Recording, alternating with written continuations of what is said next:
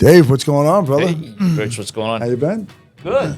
Good. Always a pleasure hanging out with you, as you know. What's going on? Listen, everything's good. Business is great. Family reunion we just did. So When'd you go down? I went down on the Saturday before everything happened. I went to see the Eagles at the Sphere, as you know. Oh, you did go see them? How were they? Great show. Unbelievable. Did I've you never like seen it? them live. I've never seen them live. So it was great to see them live. Acoustics there are great. The 3D Sphere thing was pretty immersive. Great show. Great show. Yeah, I went down early just to see catch that show. before anything happened. And maybe networks with a couple of agents. How was I saw you too. I didn't care for it too much. Oh, you're not a U2 fan. I'm not a U2 fan. That's right. There you go. Eagles were great. Were they? Yeah, that Glenn Fry's son was playing there. They just sounded great. And then that whole big Sphere thing. It's crazy how the speakers are in every seat. It's I think crazy. they said It was. The sound was amazing. sound is amazing in that place. And They started with Hotel California, which was like, usually they save their big song for the end. I mean, that was their first song. The place went absolutely bonkers, man. So I can't believe they started with Hotel California. Yeah. Usually they save their biggest song for last. I guess they wanted to get you old parts like Gump. Pretty much. Yeah. That was not a young crowd there for sure. Definitely not, right? How many No. people does that hold? I have no idea. It's 10,000. I mean, it's a huge place. Has to be more. Where'd you sit? Third level, so a little bit off to the right. Freaking So, high, right? yeah, you can get if you're afraid of heights, that can really mess with you.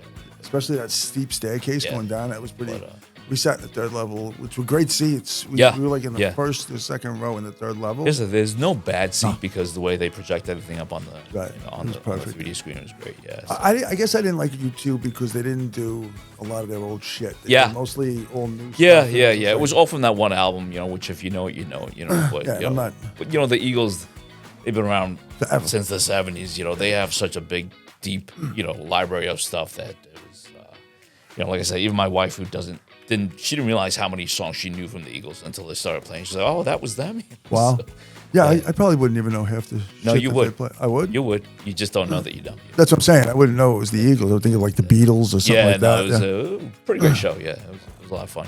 How long was the show? About 2 hours, and it's it's great. My wife came down, the kids came down with us. Did they start on time or Yeah, everything was on time over with? there's no opening act, or anything like that. It's pretty cool. Yeah, that's. Fun, yeah. What time did it start? 8? Yeah, Ended at 10. yeah. Try getting a cab when you got God 10,000 bless. people trying to get an Uber. It's It's not going to work. Yeah. I remember when we went, I stayed at the Wynn, so it was easy. Okay, so you were close. Yeah, we're close. We walked right across the street, and I was debating on going to that show, and I'm like, I'm not really a big Eagles fan. I don't want to do that twice.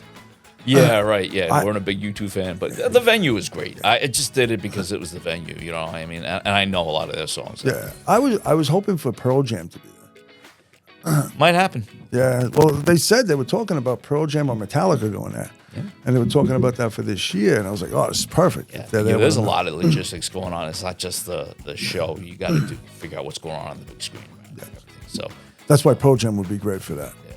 And I guess Metallica too. Next year, Hopefully. Well, next year we'll it's be in not. Atlanta. So It's Atlanta, right? Yeah. So it's interesting, And then I think the following year is back in Vegas, if I'm not mistaken. let's go somewhere else. I know. It was, I think they still owe one more or two more to Vegas. So I'm not sure. I don't know. I don't know anything anymore. Anyway, it was a good time. It was a good time. Vegas is fun. Yep. So tell me a little bit about yourself, Dave. I know mostly about you, but tell the world what you want to hear, what them to hear. Where'd you grow up? I grew up Douglas and Little Neck area. So, Okay. moved there when I was like in the 4th grade. Folks, good school district 26, Yeah. Asian families, it's always about that. Yeah. So, I grew up over there. Went to school in Binghamton. Okay. Oh, you went to Binghamton? Yeah. Yeah. Okay. My son's there now, so, so that's kind of fun. Yep. That's a state school too, right? Yeah. Yeah. Thank You're God. lucky. Ugh, not cheap, but could be a lot worse, Could be. Yeah. And then, so what year is your son in now? Freshman, Sophomore. So I thought Yeah. sophomore. You like it? He says I made it sound a lot more fun than what he's having. Really? I was a different kid, man. He's My daughter loves it. She loved the We- college we- experience. I did the academic stuff, but I was more about the college experience back then. To my parents' chagrin, It's good. Yeah, I was happy with that. She didn't even tell us her grades. Yeah, We just knew they were good. He's a good student. He works hard. He's working too hard. I want him to have a little bit more fun, but I'm not going to push that too much. But he's a good kid. Really good kid. I think college is all. I didn't finish. Did you finish? Or? Yeah, I done. You did? Got my 4-year degree. So I think it's more for networking anyway. It's for when you come It out is. and It the is. connections you make when you're there. Is, So my closest friends I met there, I still hang with them today. So, it's the people you meet, the connections you make for sure. see, I didn't have that when I went to school because I went to John Jay.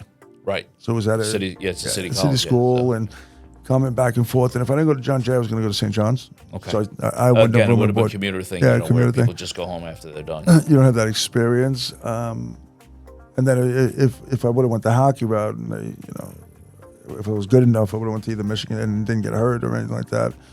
It would have been one of the Michigan schools or something like that. That would have been different. Yeah. That would have But been much different. then you wouldn't be who you are today. So everything happens for its own I think everything's its own path. I think. Yes. it's, Yeah, I agree. I think you just plan to it and that's it. I never thought I would be a real. It's funny. I don't think I ever told this story. I remember being a kid. I was like 17, 18 years old, and I was riding a Q19A. I don't know why I still remember this. I was riding a Q19A, and I picked up a magazine. It was a real estate magazine, and I thought everybody in the book was famous. And I was like, God, how do I become a real estate broker? And then I heard what they do, and I'm like, I can't do that. There's no way. And and then I went to obviously. I was an elevator guy for a little bit. My father was with Westinghouse Schindler, so he got me into that. And then from there, obviously, the police department. And then here you are. You ended up doing this anyway. I thank God for my aunt, because if it wasn't for her, I wouldn't be in this business. It's really funny because if you talk to agent after agent after agent, there's very few of us that ever thought that this is what we'd be doing. Nobody ever grows up and says, man, I'm going to be a real estate agent. Somehow we all end up. Today's day and age, there is. Maybe, yeah. I've done a couple career fairs and stuff like that in my kids' schools and stuff like that. And, obviously I love it, and Sure. that energy. So is it like the Derek Jeter commercial where they're all looking at you instead of Derek? Exactly. But no, I think it's a great career path if you choose it, but you got to work just like everything else. It's not easy, But I think the biggest problem with not problem, I think it's great for us, but people don't understand. They think they're going in for a job instead of a career.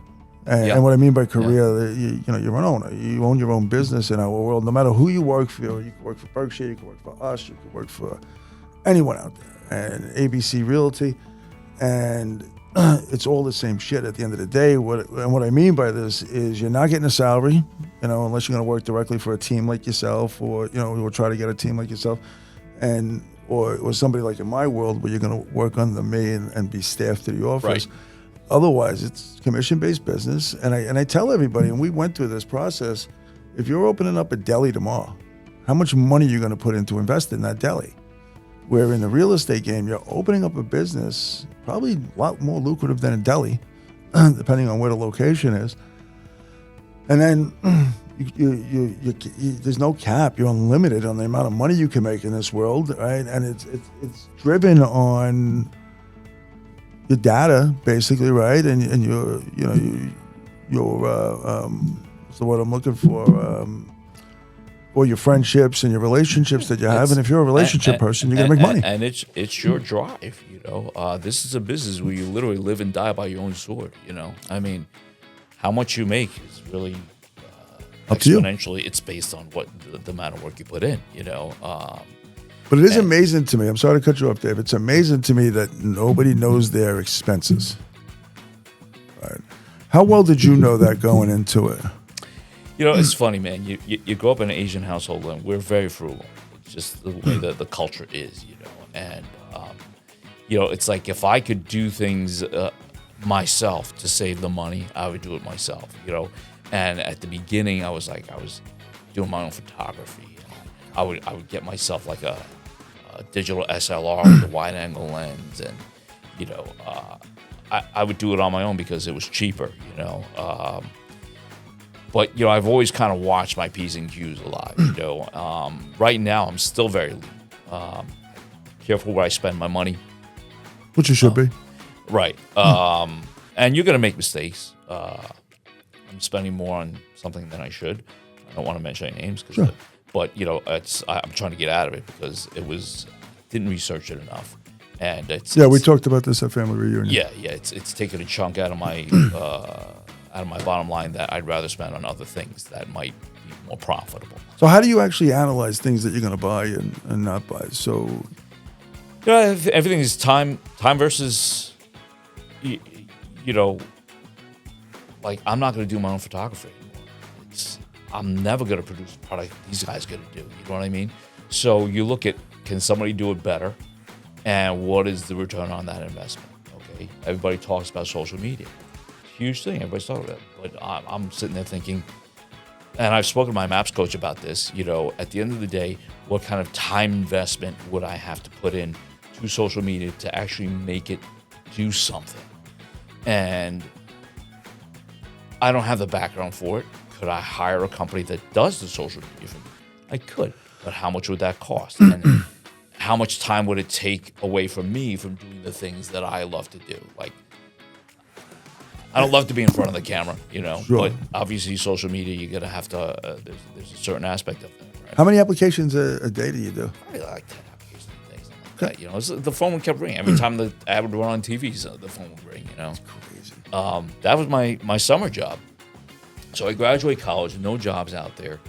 And my summer job was like, well, why don't you come and work? Was your name Dave, or was it something else? No, it was Dave the Undertaker. No, no, I was just a regular loan guy, And they said we could teach you this business from the ground up. And since I didn't have any other options, I'm like, okay, well, I might as well learn it, So, so I started as a loan processor for them, and then Must have been good for you though. Well, it's interesting how I ended up here, because it wasn't what I wanted to do, but it was a job, and I learned how to take the applications, how to do the loan processing, how to, read tax returns, pay stubs, what documentation is required, stuff like that. Ended up going from there into, I went from there as a loan processor, then eventually I ended up at Greenpoint because I was doing full doc loans. Greenpoint was the no doc king, Sure. The original no income check lender Remember when out they there. went public? Remember when they went public? Yep. How big of a stock that was? Yeah. So of course I didn't get a piece of that. You didn't get a piece? No, I was a small fry, man. So. Well, they gave it to all their banking partners. Yeah. So I remember if you had a banking account with them, they gave you stock. I was just they had brought me on because they were doing no doc loans. They wanted to get them onto the conventional, like Fannie Mae, Freddie, like regular. What did Greenpoint become? Did it stay Greenpoint or Acquired by somebody else out. They're no longer around. was it B of A? No, it wasn't. Can't remember anymore. Different careers are exciting at that time because again, we got bored easy. Yeah. Our generation, Yeah. Again, how much are you going to take on a mortgage paper? Like how exciting is that really? Yeah. Yeah. And then you go from that and you go here, right? So again, my whole life was I'm going to be a hockey player. Yeah. After I realized that wasn't happening, okay, my next career, well, you're going to work in the elevators. I don't like heights. So That didn't work out. That didn't work out when you're on an open building with, just beams. That wasn't too fun. All right, let me become a cop. And then after that, okay, what do I do now that you're retired from that? Okay, security and then real estate. You find your love. And, now I'm doing this. How long are you doing this now? 20 years? 21 years, yeah. We're almost like the same life. Almost in some Like ways, crazy. Yeah, it's but, just- you find what you love. And, I got to tell you, I got into this. And, man, it was nerve-wracking. So take me to that point. You get into real estate, right? And where did you end up first? I was at a Weichert office in Forest Hills. So you didn't go to Remax first.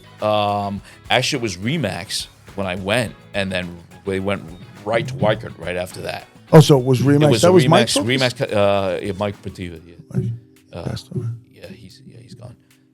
Just recently, though, right? A couple of years ago, but he screwed me, so I don't. Oh, okay. I'm not crying a lot of tears over that, So, Heard that a bunch.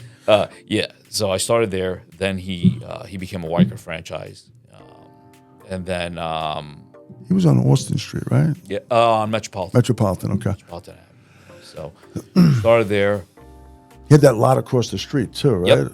Yeah, Yep. remember that. So, I got screwed at a couple things, and the guy who trained me, ended up going to John Dibbs at Remax Continental. They'd opened up an office right down the block from where we were in Forest Hills for a brief time. And So you went to John. I went to John Dibbs. That's right. For a little bit with Marco.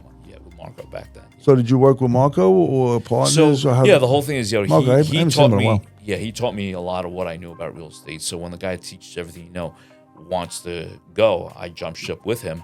But he's like, I'm gonna make one better. Would you like to be my partner? I'm like, if the guy that taught you everything you know wants to be your business partner, you're gonna say yes.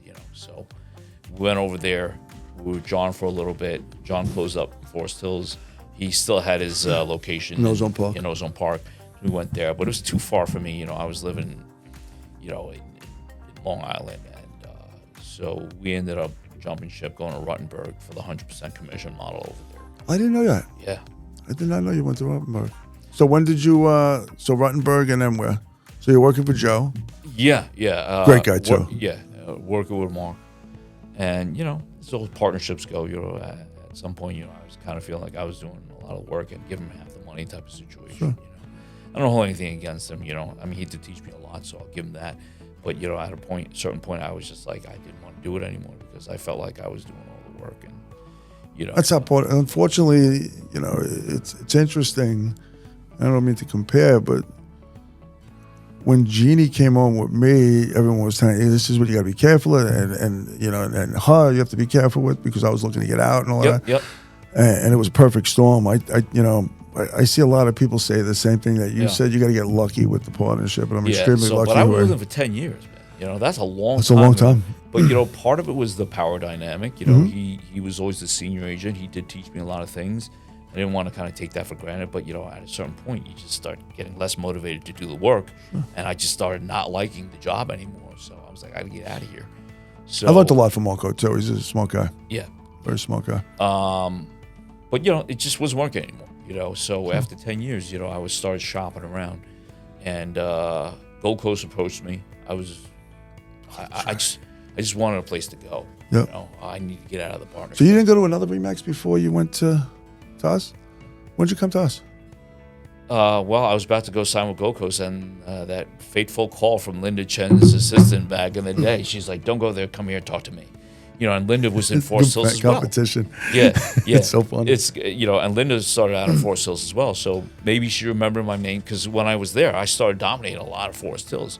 But they're always looking at numbers. Here's a guy who was a producer all of a sudden. I went from producing to doing nothing because I didn't want to do it anymore.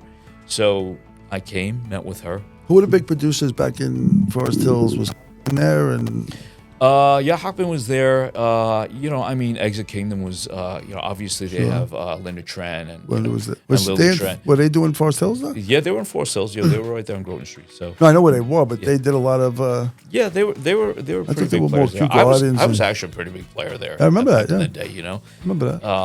But I moved out to Long Island and I started trying to reshift my business out to where I was. But the whole thing was really just I just started demotivated. I just didn't want to work anymore. I needed a change.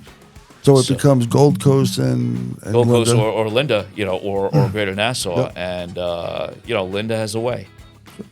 Awesome people. Love her. So that was it. 2017, I came to KW, and I've never looked back since. The first year at KW was really for me to say to myself, I didn't need. That was a crutch for me, having him as a partner, that I could do this on my own, And I started from zero. I remember you rocking it. Yeah. I You did very well. Came in with zero, Yeah. and came on, took bold, took on a MAPS coach. First year I did great. Second year I did even better. By the time I got the MAPS coach, everything's just kind of, it's been a great Who's your coach? trajectory for me.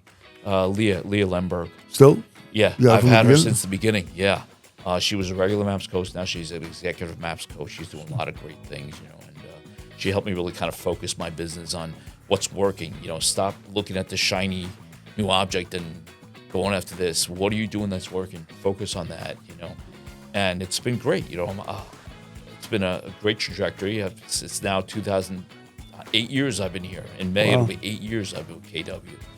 And I can't believe the places that I've gone since I've been here. Where I am in my career right now is nothing in a million years I would have figured out. We talked to family reunion with your coach, and it was funny. We were saying the same exact thing. We noticed, saying, not to think you're running an amazing business, but we were saying the same thing. He doesn't like the leverage. He's this. Are you do you consider yourself a micromanager? Or? I'm very cautious. Everything for me is I don't like to jump into anything. I noticed that, which is good. And I like to focus on the things, and that's what she taught me. One thing she taught me is focus on the things that are working, and stop looking at the things that aren't. So back to the social media thing, I could do it, but how much would it detract from what I'm already doing? Would it shift my focus too much? You gotta be afraid. I guess one of the things, you might like it too much. Yeah. But then, will it make me money? That's the whole thing. At the end of the day, it doesn't in the beginning. My farm area is great. My referral business is great. My past clients are great. This is where most of my business is coming right now. It's kind of funny. I was talking to Jonathan the other week, and we were talking about social media. He's a big social media guy, and it's, in your case, what he would say, what I would say too, is you bring them into it with you. Right. If you could do that, you know what I mean? So you bring them with you, so you're not taking off of your game. At least that's the way. I don't even know if that makes sense, but I would bring my clientele in the game with me and bring the social media. Sort of like what I'm doing here with the podcast, where I'm doing the podcast. We know each other anyway, so we know each other. Just jump into it, and you do things with them. So in your case, I'm going to give a tip for agents out there. Maybe that's what you do. You interview your clients. And what would that look like if you're the only agent out there? Now you're going to have 1,000 agents possibly doing it. Exactly. Because I just said this out loud. But what would that look like if you went and set up a podcast where it's going to be every client you dealt with and hear their story out? Now, it could be interesting. It could be boring. But you're going to get a bunch. Social media is great, but if you don't get the eyeballs, it's just kind of like you're talking to yourself, Right. And I don't know if I have the time or the patience to build the eyeballs and the audience that I need to build out. That's a lot. I'd rather go out there and sell real estate, which is what I'm good at. Yeah. But in our world, there's so much that you can do that has been untouched. That's the cool thing about. You just got to take that leap of faith to a certain degree, and I love selling the real estate. I love working with sellers. I love negotiating, Speaking of that, how did these new laws change for you? It's been great. It's been great. I think if you're a listing agent, your value proposition is always there. My commission now is guaranteed, from the seller, as we all, it's all negotiable, but, I bring a value proposition to the sellers, and now I'm guaranteed actually more money than I was making before. I would always have to negotiate a commission, and then I may have to split it with somebody else. Now it's like, this is my fee. This is all you're obligated to pay. What you want to pay to buyer's agents, that's entirely up to you. And it's been actually better for me. Good. I'm still doing the things that I do. Strategies are still very sound. The clients. Have you been picking up a little bit more buyers too? I've actually, people have been looking at my testimonials. They've been looking at my Zillow profile and my Google profile, and they're seeing the volume that I'm doing. And I'm actually having people reaching out to me, asking me to represent them as buyers. I don't work with a lot of buyers because it takes up a lot of time. But if someone's actually going to seek me out, I'm going to do a great job for them. The last 3 buyers, I found them each a house within a month. That's awesome. Okay, which, I know there are a lot of agents struggling out there, but, if you do what I do and you do your homework and you do the research and not just look at what the comps say about the property, but, who's the listing agent? What is their volume like? How many houses did they sell? Do they always double-ended? Do they share with other agents? What's their list to sell price ratio? If you do the homework, you actually have a strategy going in, and it's worked out great. I have one that should be fully executed today. I have one that I have engineers inspection accepted offer later this afternoon. That's awesome. Congrats. So on the buyer side, I don't do a lot with them, but if someone's going to seek me out and I can lock them in and say, you're now my client. I'm not just driving people around randomly hoping to get paid. I'm okay doing it, But the listing side is where I'm really, That's what I love to do. Yep. But how do you do it? You know what I mean? It's like mine was easier. I was a little different than you. I didn't. Right.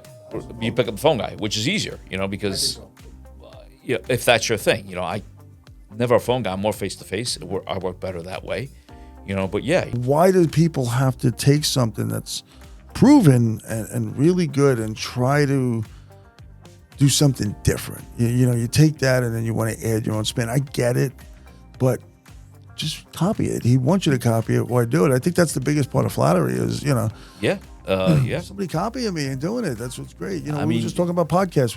We said, I hope somebody copies it and does it, Yeah, so now he has this MREA playbook, which has all the different ways that all these top agents have done different things.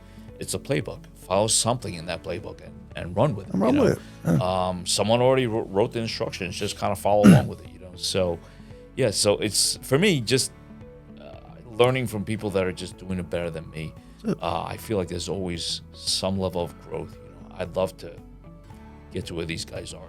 So, what did you? If you don't mind me asking, you don't have to give me a number. I know your numbers, but if you want to tell what roundabout number, what did you do last year in volume wise? Well, let's go different.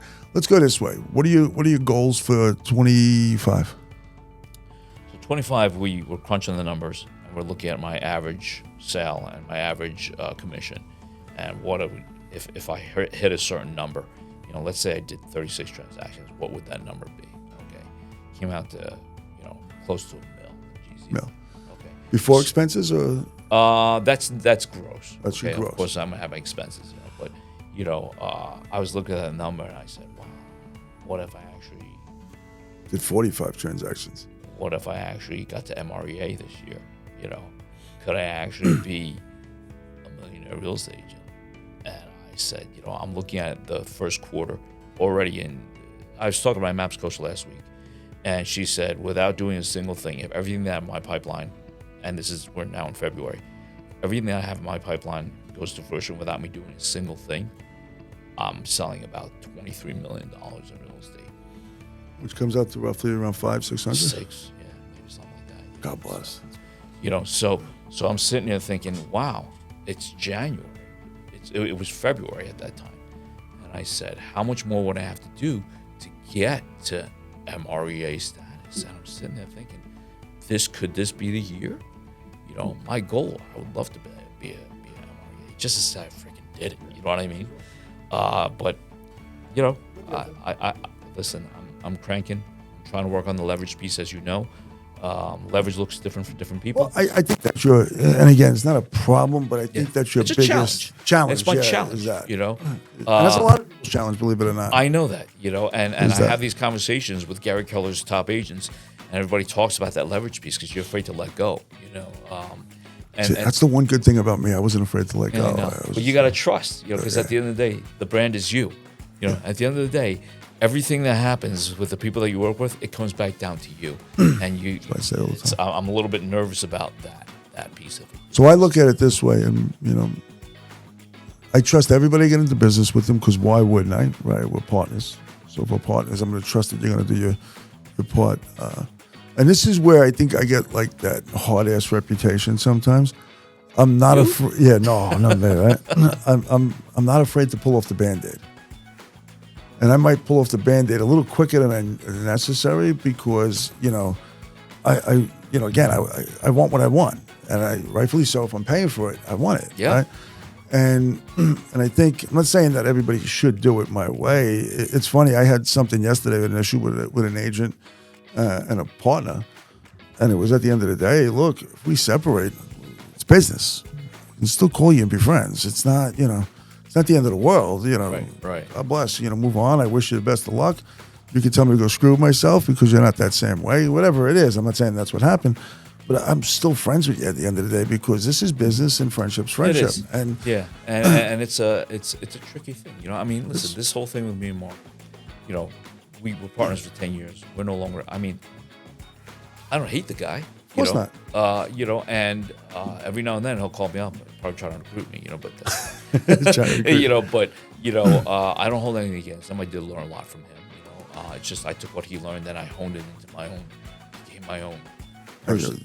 And I've just taken it, put it on steroids to a certain degree, to get to the degree of success that I've had, I mean, every time I go into a listing presentation, pretty much 90% of the time, walking out with it, that's a value proposition that a lot of people are going to be able to deliver, That's awesome. And a lot of it is stuff that I learned from him, but I tweaked it and made it me.